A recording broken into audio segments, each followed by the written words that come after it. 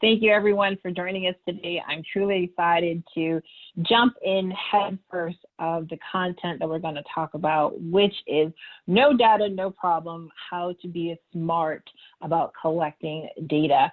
I have a fantastic panel for you today. So as I go into the introductions, Christina, if you can actually pull up our first and second question. We'll give those questions about 30 seconds each or so, because we actually want to know who we're speaking to. So give us an idea of what is your current role at your company. And the second question thereafter, as soon as you guys are done with that one, is also tell us the stage your startup is currently at. If you're not working with the startup, that's totally okay. Whatever company that you are working with, just let us know. So without further ado, let me introduce our panel. So Heather Shapiro is the head of data science at Pear Therapeutics, where she is building the world's first FDA-cleared digital prescription therapies. Previous to her current position, Heather co-founded Neurocall, which is a cognitive science-based technology startup built on adaptive learning platform. Heather also has a PhD in neuroscience and has a lot of experience in mentoring aspiring data scientists. We also have Seema Seith-Voss, who is currently the head of marketing at TileDB, which is a data management company founded to help data science teams make faster discoveries. Previous to her current position, Seema was also the VP of product marketing at Diva, where she helped drive the sales enablement function and pioneered the adoption of a new sales enablement platform. Seema has over 15 years of experience in delivering hypergrowth for technology companies and messaging and sales enablement, demand program leadership, and product marketing leadership. And we also have Mark Light, who is currently the data science manager for Facebook, where he leads a team of data scientists whose mission is to enable data-driven decisions for Facebook infrastructure, helping it to make it more reliable and more efficient.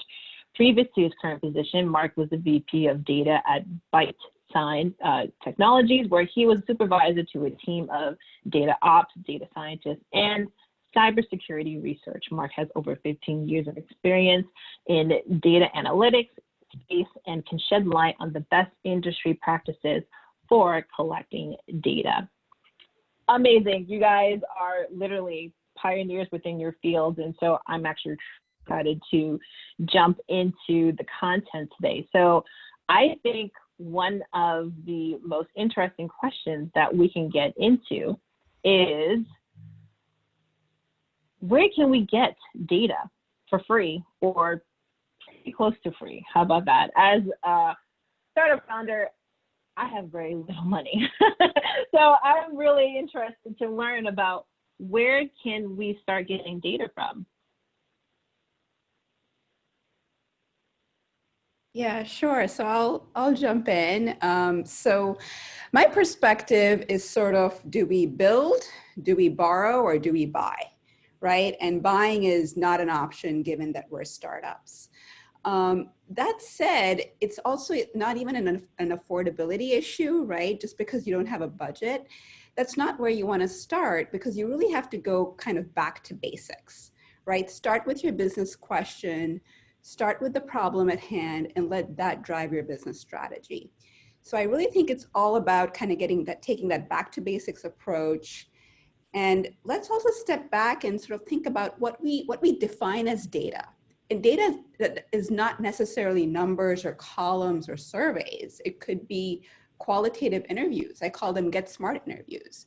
I work my LinkedIn network. I work my alumni network. I call ex-sales guys, right, that I knew in the industry because, oh my God, those guys are connected, right? And then craft like a research agenda and craft some qualitative questions and some interviews and really let that drive your data collection, right? And I think that's sort of kind of step one. Step two is then kind of drill in. Then you can sort of get a little bit more quantitative. I love the Clay Christensen book on and the jobs to be done framework.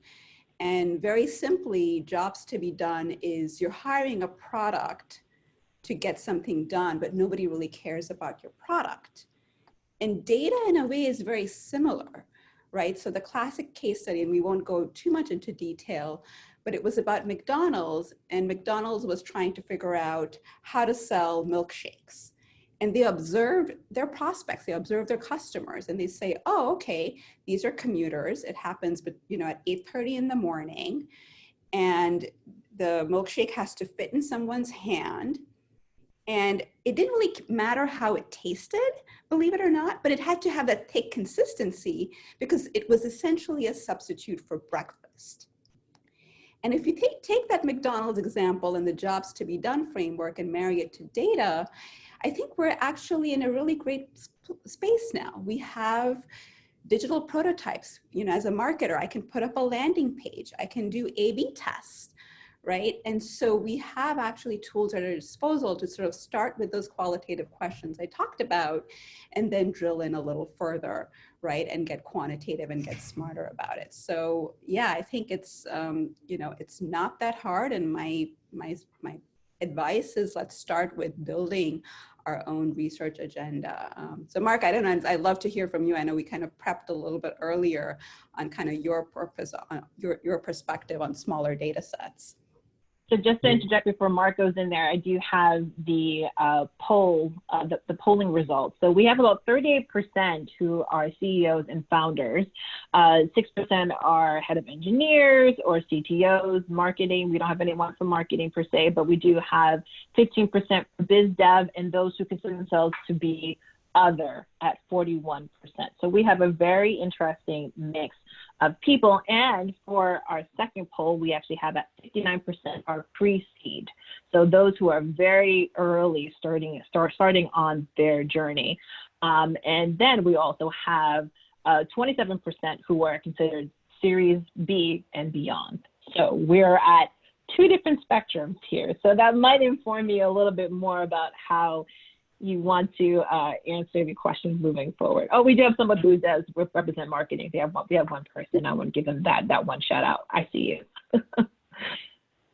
And Christina, I don't know if you saw James joined also. Hi, James. We have you here. So we're happy to join into the conversation. We're simply talking about where can we first get data for free or close to free? And I think Mark was going to interject as well. Yeah, I was just going to make the comment that just sort of amplifies what Seema was saying, and namely that you don't need a ton of data. I mean, a lot of the statistical techniques were designed, in the late 1800s precisely to try to deal with small data sets and try to make decisions without having to have a lot of data. There's some famous ones. The student's t-test was designed to help Guinness Brewery estimate some quantities that they wanted. And if you have a well-designed experiment that's random in the right ways, you can estimate, the average time it takes a customer to do X with 30 data points. And so I just wanted to kind of throw that in there. And also, this is not a problem that only small companies have. Bigger companies also have a paucity of data in certain spaces. If you think about like a recommender engine, whenever you get a new customer, you don't know much about that customer. They haven't bought anything from you yet. What do you recommend? So the problem is there kind of for everybody. And there are a lot of techniques that work well with a small amount of data. So going into, I think, a next question, I think other people might have as well. Let's say your product is touching an emerging market. You might be straddling maybe two industries. How can you make the most of what you have for data, especially if you have very little of it? I'd like to take a stab at this one. Sure. So there are always transfer functions that exist, and they might not be the most efficient, but you can always translate data sets to your needs or learnings from data sets to your needs. So for example, one of the things that I've done in my work, I'm a founder of Neurable, which is a brain-computer interface company. One of the things that we've done is we've actually reached out to universities that have already collected data in similar spaces. Sometimes they're collecting heart rate data or they're collecting eye movement data, right? But I'm a brain company, so why is that valuable to me? Well, if I can create a model that translates, for example, what someone's eye is doing to what their brain is supposed to be doing, then suddenly that eye data set becomes very valuable to me because now I can translate it. And so that's not always available, right? It does depend on the problem. If you're looking at emerging markets, it does make it a lot harder to get an efficient, transfer function. Sometimes, for example, like with facial recognition, that's like the stereotype. Hey, that one doesn't work because it's like mostly white men who are part of the data set. And so in that case, it becomes a little bit more challenging. You should, I would say, spend more time focusing on what the problem is. So how do you define the characteristics of that data that you're looking for? Because you might be able to find some similar data sets that are just not what you're expecting. So maybe you can't find, pictures of a bunch of people online. But maybe what you could do is you could find YouTube videos or TikTok videos or Instagram videos from people, right? And those are data sources. They might not be high resolution. They might not be the exact type of data that you want, but the data is out there and it's up to you to get it. You want to add into that one, Mark or Heather? I'd just say sometimes moving into an emerging market, if nobody's done what you're trying to do before, there might not be a clear playbook or data that you can use to model what you might be aiming to do. So it's still very meaningful to at least speak to as many experts as you can to develop your own perspective on what might be a path forward and stress test that as often as you can. But it's also okay to build a perspective with what data you have access to, but not necessarily have the exact data that you need. That's why you're moving into that space. You're the front carving that path. Yeah. Progress is progress. So essentially, if you need to be very inventive, really just use whatever you possibly have and go with the flow, for lack of a better phrase. Yeah, and I guess I'm trying to say it's okay if it hasn't been done before and it's not using a method or a framework that's really well established. That I'd say go for it and you might develop something new. Yeah, I would add that it's okay to start with something that's not perfect, but also work with your customer. Sometimes they'll be more than willing to add something to their life that will allow them to collect data for you.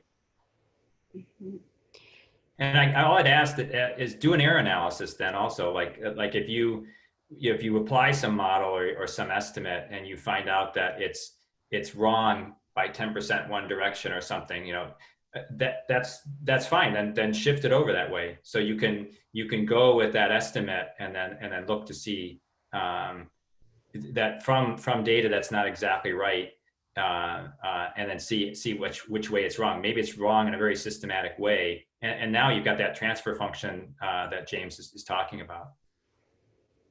Essentially, like almost generating your own data through simulations in a way. Yeah, I mean, I would make the distinction that if you're doing a simulation, you're not. You could think about it that way. Yeah, you're starting with, but I would think of a simulation like I say, well, I want to know the average amount of time that it takes a customer to get through this process, and I'm going to assume that most are quick under 20 seconds, but some are going to take a couple of minutes. You can turn that into a statistical, you can turn that into a description of a distribution and then sample from it and then use that to stick. Let's say that's just a piece of the problem and you have and they're going to do something else and you're trying to answer some question about how long it takes to do the whole thing, and whether or not it's got to be underneath 5 minutes or whatever. And you could set up a simulation based on your assumptions and then see how often it takes. Then you run the simulation 1,000 times and you see what percentage get through in under 5 minutes. And now you can fiddle with those assumptions, and that's what I meant. So that's one way of thinking about simulating data. So you have some kind of model of the whole process with a bunch of assumptions, and then you can change those assumptions as you learn. If you learn like, oh no, actually most people take 3 minutes, then put that into the simulator and do it again. So I think you're right. You could start with some estimates of some of the parameters from other data, and then run a simulation off of that. One of the Okay. techniques that I've used in the past to actually create simulated data was we created some really great, really well-defined boundaries of what the data looked like. And then we established what the distribution of our data set was. So we found, for example, that it wasn't, perfect Bayesian distribution. So, it's not perfectly random. It was skewed. And so what you can do with that actually is you can create the distribution like model that you want. And then you can design basically like a simulated data generator that takes, that boundary information and then applies the distribution that you were expecting from your data set. And then from there, it's kind of like an upsampling technique, except instead of upsampling, you're actually just increasing your number of samples. It's not about frequency, it's about just sheer quantity at that point. Right. So, I mean, in essence, it really is about just being really inventive with the customer base you have to leverage that and to ensure that you can kind of build off of the limited data that you can get access to, and then really try to multiply its reach across different markets, so to say. Yeah, it's kind of interesting, if I may jump in, right? I think there's sort of the two aspects that we're like looking at. One is the data collection, and then it's iterative, and you're almost doing some hypothesis testing and then adding these transforms and these simulations on top of it, because you're basically trying to sort of fill in the gaps in the jigsaw puzzle that you have. Right. And for like business people or marketing people, it's sort of, you start with a hypothesis. Like I had a simple market sizing to do for our Series A, right? And the domain content in our industry was messy. It was absolutely all over the place. But I had like open data sets. I had, again, as James is talking about, like, academia, think tanks. They're basically providing, all this open data. There's data sharing consortiums, right? So you start with something, and then you kind of look almost for what's missing. And in my case, it was my competitor data. And I said, oh my God, like I screen scraped all their customers and saw that like, oh, well, they're really kind of weak in a certain vertical. And then how can I use that information to exploit that and use it for my benefit? Right. So I think it's also whether you're using data for your data product or whether you're using data, on a limited basis, it's sort of almost playing this sort of yin and yang game of collection and constant iteration. Yeah, so let's talk about open source data. I think, anyone's like initial thought is, okay, if I don't have data, then I'll just go to the free data that I have. What are some potential issues that can come with using open source data sets? Well, I think the biggest thing is sort of almost not about the availability, but it's around figuring out, again, back to the usage to your business problem, right? Is this truly applicable for me? I think, James, you hit it spot on, right? I thought that's really cool, right? It's eye data, but I work on brain, and figuring that out. I think then the bigger question comes down to, right, who are your constituent users? And I think there's this big gap because of people who sort of have the domain knowledge of a data model, right, versus in the schema and the way that the data set was created in the first place, and then what business questions or what analytic questions your downstream users are trying to answer. So I'm working with a maritime company right now, and they do ocean research and geospatial. And the guy's coming back to me and saying, okay, all these analytics and all of this is cool. And yes, there's this open data set, but you don't understand, my end users went to school and they have a very specific business domain, and they're just not going to have the skill. So there's this sort of gap, and you almost have to at that point think about what are the engineering resources, how are you going to visualize that data, how are you going to really deliver not just the data, but the analytics that go with it so that data is usable, right? So I think really thinking about the people at that point becomes really important as you kind of go downstream. I don't know, Heather or James, from your kind of pharma perspective and therapeutic perspective, if you guys want to jump in. I agree with what you said. Mic drop. Yeah, I mean, I think I'll just jump in real, you know, my work at BitSite, which is provides a rating of security. It's sort of like for the security of a company, it's correlated with the likelihood of breach. And there, it's all about how is that rating going to be consumed? What are they going to use it for? And you're right on that. You have to think about what, who are these consumers? What are they going to use? What are their skill sets? What are they trying to do? And it's very different if you're providing a rating to insurance company that are a bunch of statisticians, as opposed to some other part of the bankers. They might have very sophisticated risk models. Okay, now you're dealing with some very sophisticated users, but there's other users that might be using your rating, some part of the supply chain, and I don't know, food or something, and they haven't really hit this in this kind of the type of users that they aren't sophisticated statistics people, and you need to deliver that data and those analyses in a different way depending on the people. Heather, were you going to say something? Yeah, I cut you off, sorry. No, that's okay. I was going to follow on from what Christina had said on the transition to the next question, summarizing our discussion before around being inventive and what data you can use to really drive progress. But I wanted to also second that not only inventive, but also strategic, in the sense that it depends what stage you are with your business. And I see a lot of people here are founders pre-seed, and it's possible that at this point you might be in greater need of data to help you make decisions you feel good about to drive the business forward.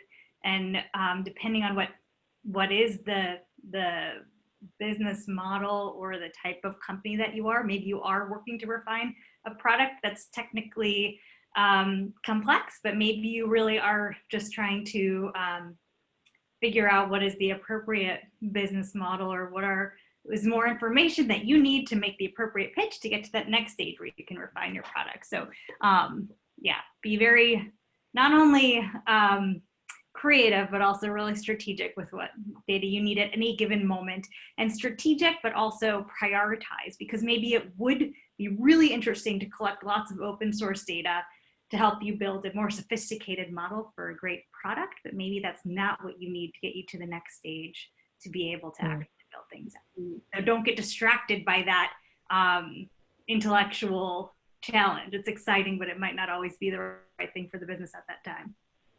So AKA be careful. Be careful. So actually that kind of leads into my next question about competitors, right? So I think with any pre-seed founder out there, you're thinking about who are my competitors and how can I get to that stage where, eventually we're seen as equals. That's always the dream. But competitors have data that you don't have. So how do we get access or leverage data that competitors are using? Anyone want to jump in? So that's going to be a challenge. You can't always leverage their data. And in some cases, they may even ask that you pay if you want to have access to their data. What you could do is you could find some type of agreement where they give you the data, and maybe you can define the problem in a way where there's enough room at the table for both of you. That's something that I've done in the past, where it's like, okay, well, if this is your market, that's okay. We'll make sure that we don't use that data for that specific use. How would you approach something like that? I mean, it's one thing to say theoretically you could, go to a competitor and be like, hey, I want to use your data. But is there like a little, trick to the trade to do that? Open mind, reach out and have a conversation and be Okay. real. Hey, I want to create this thing. I realize that you're already creating something that's similar. There's room for us to collaborate. I think most people who are in business know that there is always opportunity for more people at the table. I believe in a concept where every business is actually a monopoly of a small market. And so if you look at it that way, I'm definitely serving a market that this person is not serving. And so they can choose to benefit from that. They can choose to get some type of royalty. They can choose to get some type of insight from that partnership with me. And as long as you are able to have that conversation with them and say, hey, look, you have a lot to gain from this, and it's no skin off your back. At least in my experience, I haven't had anyone say no yet. Okay.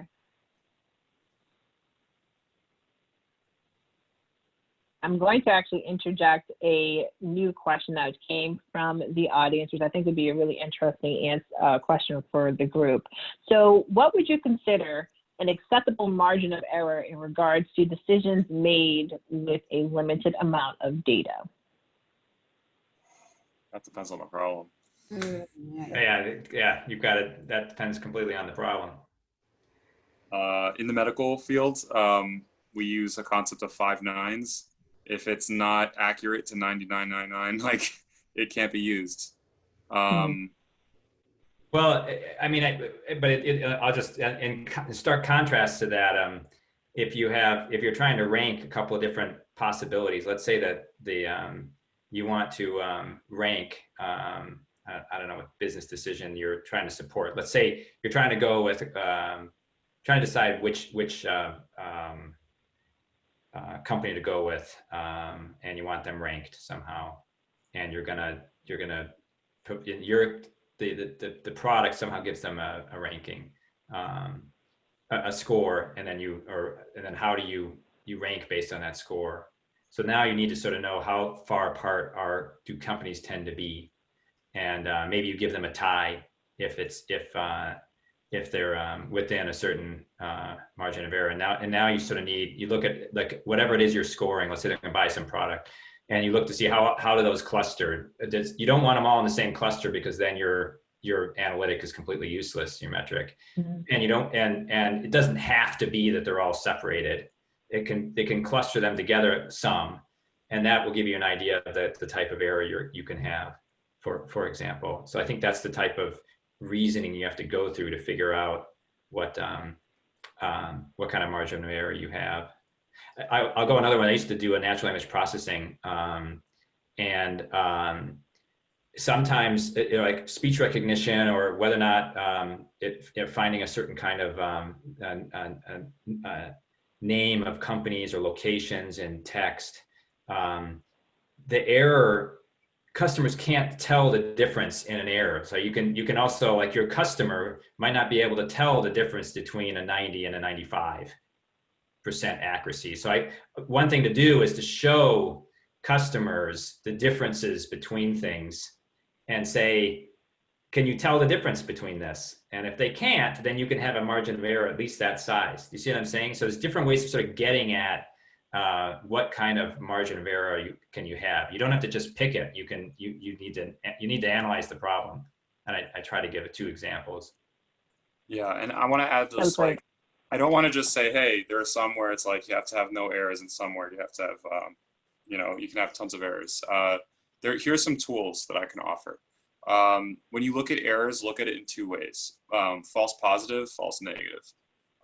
What happens when your algorithm, or whatever it is, gives a prediction that is something and it turns out that it's wrong, or that it's not something and it turns out that it's wrong?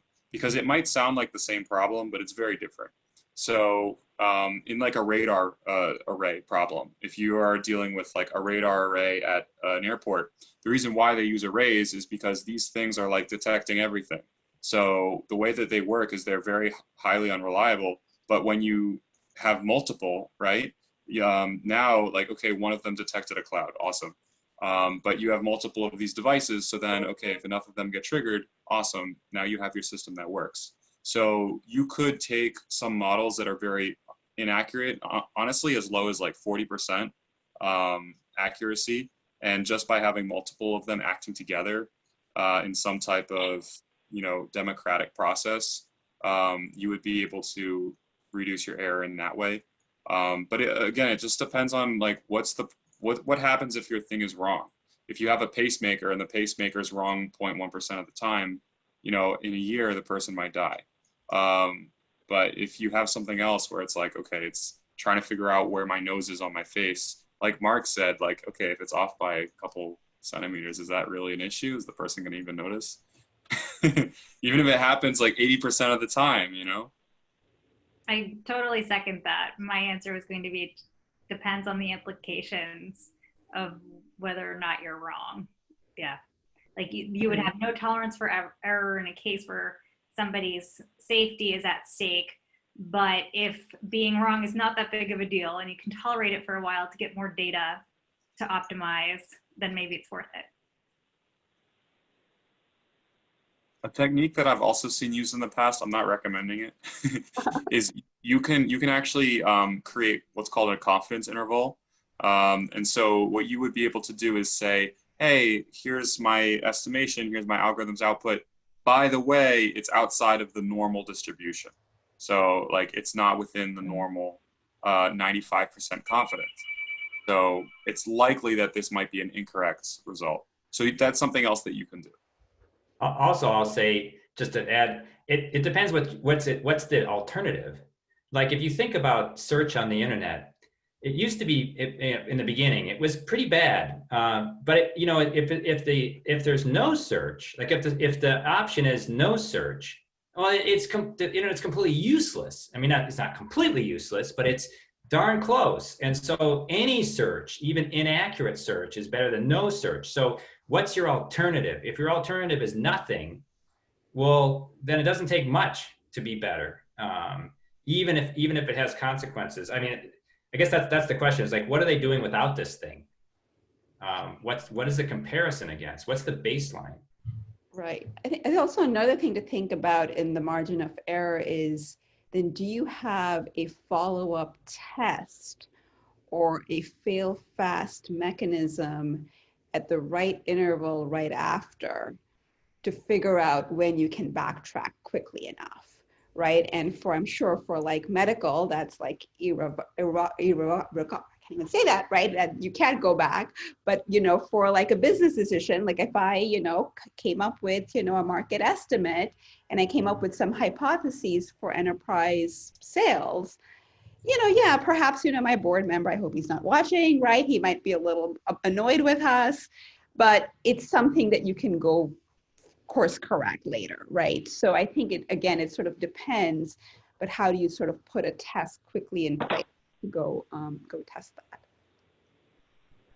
So I think that kind of goes into a little bit of a segue I'm going to make here, is collecting data ethically. As we're being inventive and as we're, trying to scrape where we can, what are the kind of things that we should be mindful of as we are collecting data, and particularly also from consumers as well too? There are many components to thinking about collecting data ethically. One that's top of mind given the industry I'm in is privacy. So just always being mindful about privacy, and there are making sure that your data is de-identified. What are requirements to make sure it stays de-identified? Making sure samples are large enough that even small de-identified samples don't have the potential of being re-identified. So privacy is just one component.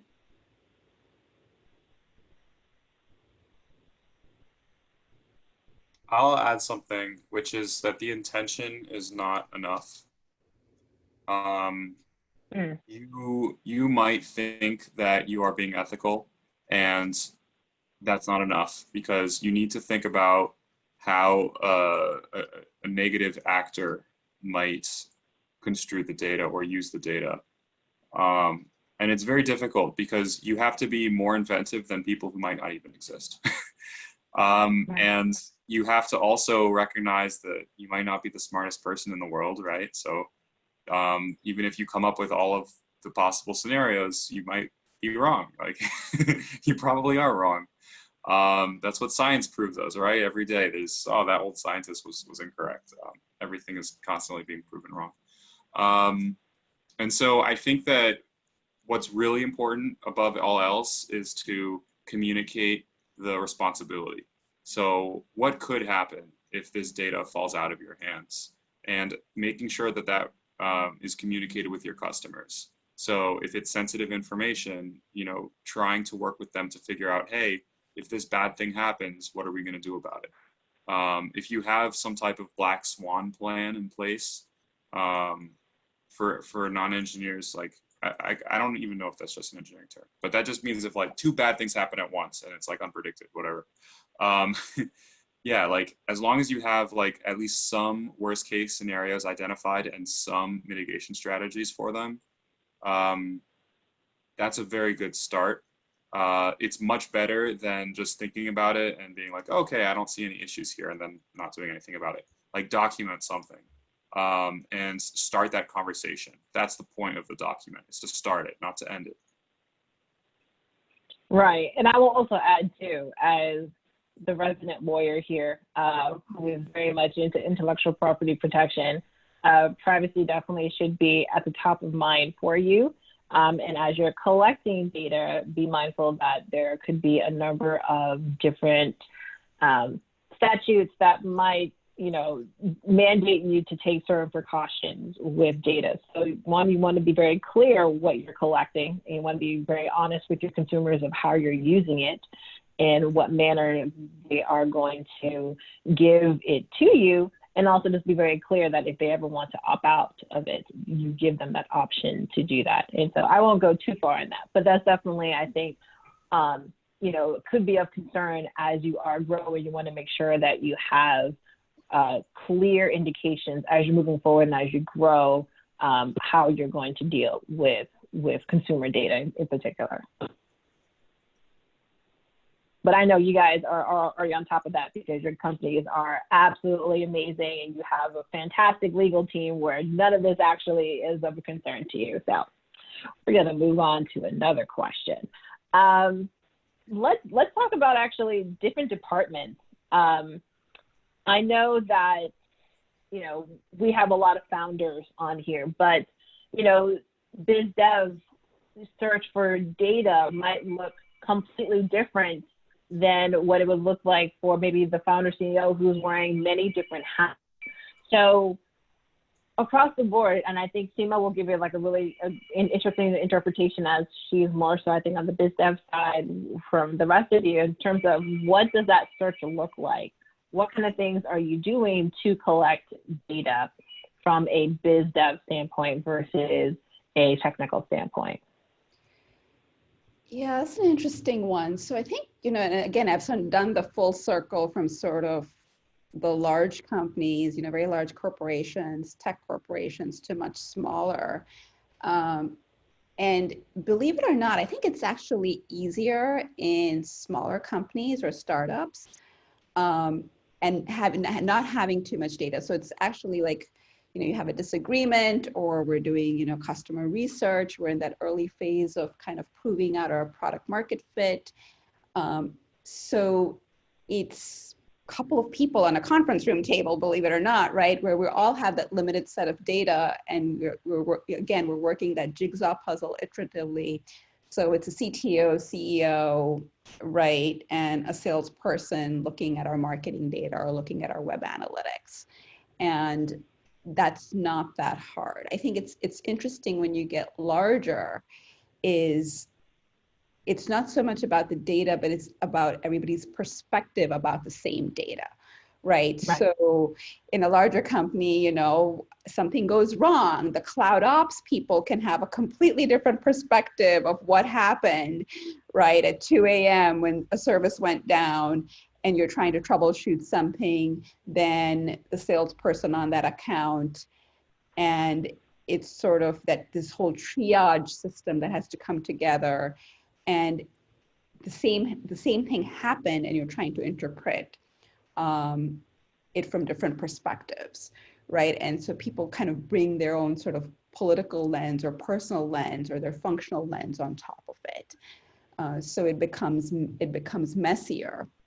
And then very, very large, and I think there's a new function out there. They're called chief data officers, and it's all about data governance across organizations and departments. And it's data silos. People just, again, may not have access. And it's sort of, does the right hand know what the left hand is doing? And it's just sheer ignorance that happens. And that's really, really hard. And, a classmate of mine, he's actually, again, he has one of these new roles of being this chief data officer. And it's all about, having the governance, having a common understanding of the data model. So again, I don't think this is as pertinent to the startup community, but it's definitely, as you get bigger, people having a common understanding of customer data, people having a common understanding of their technical data, right? Just defining those across the company becomes really important. So I don't know if I answered the question, but I think it depends. It's everything and kind of where you are in your life cycle and your journey. All I'll add is that, I agree with that. What Seema was saying. I've worked in a number of large companies and also smaller companies, and it's the same problem. All I'll add is if you need to try to use the data, especially customer data. I mean, I've seen the location of the customer, and in a very small company and a very large company, and it was completely wrong in both of these companies because no one was using it. Right. Arguably, it was no one using it, so they just didn't put it in there properly. And it was only when someone on my teams, a data scientist, tried to look at it and noticed that 90% of the people lived in some default place, Main Street, blah blah blah. That it was like, no, not all our customers live in that town. That's not possible. Or you just notice that 90% of the field it's empty, and you don't notice these things until the data sees the light of day. So start to try to make decisions with the data early and get that culture in place, because culture is hard to change. You can pivot things, you can change direction, but culture is hard. And so start that culture right when you're small and try to use the data, even if there's not a lot of it, because then you'll notice that people didn't put it in right. Absolutely. And so you need that data to be used. You need it to see it the light of day from day one, and then it will be useful later on down the road. Yeah. But it's hard to go backwards and say, oh, we got 1,000 customers and now we're going to put in the locations. It's like, who's going to do that? What salesperson is going to spend that time? That makes no sense. They'll miss their quota. Yeah. So get that culture in early and try to use the data and make it see the light of day so the warts are exposed. Definitely. We only have a few more minutes left, so I definitely want to call attention to our audience. If any questions, please feel free to drop it. I believe the link is within the webinar chat. So until then, I do have, I think, one more question I will drop to the panel. So I know, I think when we talk about different models and, how we are digesting data, it tends to go into the realm of AI. So, responsible AI, I think, is being, kind of tossed around quite a bit. For those who don't know, responsible AI just ensures that there's ethical, transparent, and accountable use for AI technology. And as startups want to move quickly, it can make it difficult. And I think it also goes to your point about culture as well, too. So how do you balance that need for quality versus quantity? Anyone can jump in for that one.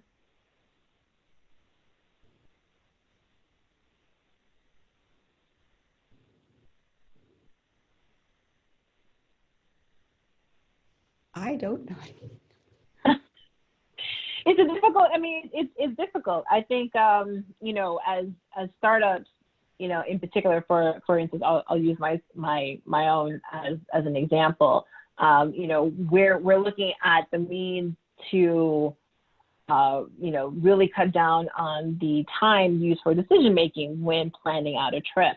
And we're at a point where we really want to ensure that we get as much data as possible. And so we're at that point where we're scraping data and we're looking at different ways to how, again, like leverage information that our competitors are having. But again, it's one of those, I think, issues where you don't want to be a cover story. You don't want to be that, one particular company that comes to light to say that you've only, you've gone so wide that you've kind of forgotten about what your mission is, I guess, so to say. So, I mean, kind of along the lines of that of, you want to grow big, but you want to grow right.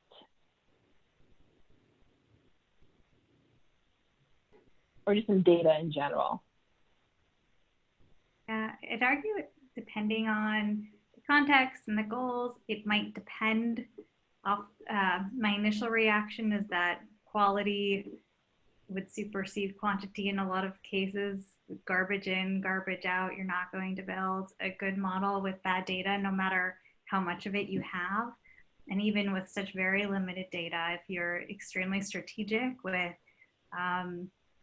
the fields that you have developed or the questions that you've asked in the case of qualitative data, and if you're extremely strategic with the samples that you're drawing from and either qualitative or quantitative analysis, being super focused on the quality and the design will get you farther in a lot of cases that I can think of. Yeah, I'd like to support Heather in saying that the quality is not only very important just in general, because garbage in, garbage out, but you might be surprised to find out that making it very, very narrow, and in some cases using only perfect data will actually give you better performance over like a generalized data set, because you're looking for specific features in your data. You're looking for specific patterns. So if you the more data that you supply that doesn't have structure to it, that doesn't have patterns to it, the more difficult you're making your problem, the more difficult it will be for your algorithm to work. If you have an algorithm that is designed on perfect data, yeah, okay, it's not going to work perfectly in the real world, but that error margin that we were talking about earlier becomes much easier to model for. And so now you can say, hey, does it fall within the norm or not? Okay, with my generalized data, I know that, when it deviates by X amount, that it corresponds to X amount in real life, So you can create multiple layers of modeling. And definitely if you don't have an eye to quality, that's like in the first example, right? Like I could just continue to build models that just make it more and more performative. In the second example where I don't care about quality and I just put all my data in, there's not much you can do to improve that system. Not to mention the fact that going back into your data and retroactively applying quality is much harder than it sounds, because that data builds up. Right. And there are techniques for having a small set of good data and a very large set of noisy data and actually combining those. You can do that too.